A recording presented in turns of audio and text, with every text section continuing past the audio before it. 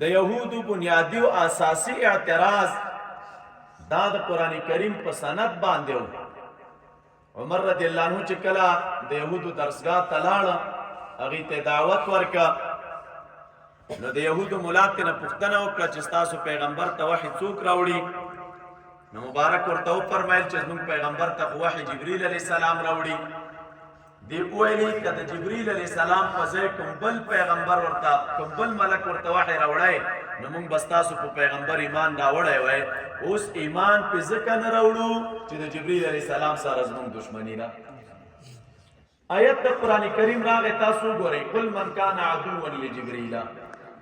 الله تعالی فرمایي ته وایه دوی ته چې څوک د جبرئیل علیه السلام دشمن وي او داغه سره دشمنی کوي نو موږ تاسو ته تیر شول جزا نه ده ذکر. ولی دا دشمنی د جبرئیل علیه السلام سره دا لوی جرم دی، سزا یې لوی ده. الله تعالی سزا ذکر نکړه، صرف دومره وویل چې قل من کان عدوا لجبرئیل. هم دی وجنه مفسرین کرام مختلفه جزاګانې ذکر کړې وي. یو پکې دا وا قل من کان عدوا لجبرئیل فلیمت غیظا. نبی علیہ السلام ته وایي ته د خلکو ته وایا چې څوک د جبرئیل علیہ السلام سره دشمنی کوي نو د غصې نه دې مړ شي، څه په لاس ورځي. جبرائیل علیہ السلام سره دشمنی نه ده پکار، ولی فإنه نزله على قلبك بإذن الله. دا کتاب خود څه په خپل سر تا ته نه دی راوړی، دی د رب العالمین په اذن باندې راوړی. نو چې د الله تعالی په اذن راوړی د سره دشمنی نه ده پکار. آخر سپاره کې رب کریم فرمای انه لقول رسول کریم ذی قوة عند ذی العرش مکین مطاع ثم امین. دا انه کې احتمالات دي. یو احتمال پکې دا دی چې دا ضمیر راجع دی قران کریم ته.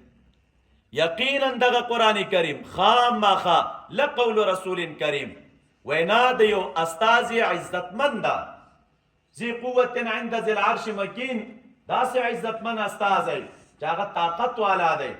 عند ذی العرش مکین، د الله تعالی په نسبت باندې د مکانت والا دی، د مرتبه والا دی. مطاع ثم امین، داسې ملک دی چې مطاع دی، دا نور ملک د تابعداري کوي، امین دی. دا کوم وحی چې د رب العالمین د لوري راوړی ده نو په دې وحی کې د کوم خیانت نه دی کړی. دا دومره صفتونه ولې ذکر کوي د جبرئیل علیه السلام؟ رسول مرتوی، کریم مرتوی، مطاع مرتوی، امین مرتوی، عند ذی العرش مکین مرتوی. دا مختلف صفتونه الله تعالی د جبرئیل علیه السلام کړي. ورې تاسو ګورئ انه لقول رسول، استاذ ورتوی. اشاره دی خبره طرف ته ده چې دا کوم کتاب دراوړې کوم وینا محبوب دراوړې ده نو دا وینا د نه و، وینا زما و خو لیکن زما د استاذ و. دا وینا د زما دروړې ده.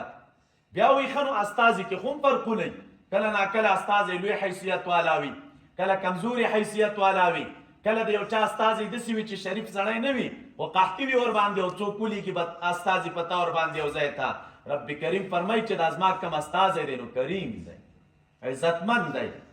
کله نا کله یو څوک په خپل عزتمند وي خو لیکن خسړی وي او تا ورته خبره وکړه چې دا دې جناغزي تور اسوا دی چې دا خبر رسي لاره کې څوک زورور خلک پیرا پیدا شي ورته چې خبره خو دې اورېدلې ده وګوره منم نه در سره په دغه طریقه به الته نه وړي دا خبره ور باندې بدلې بل سړی په زورور شي. رب کریم فرمایي چې ذی قوت، دا د سیاست دی چې طاقت والا دی. دا څنګه د چې څوک په زورور چې ورته چې دا خبره موړ او د پکې بدلون راولي او طاقت موږ تاسو ته تیر شي تفسیر کې چې درود علی السلام د قوم مکه دی په وزر کې جګه کړل بار او یې خانه برته ولټه راو غرزواله او برانه پیدا تیبو بارانونه موشول نو دومره طاقت ور دی.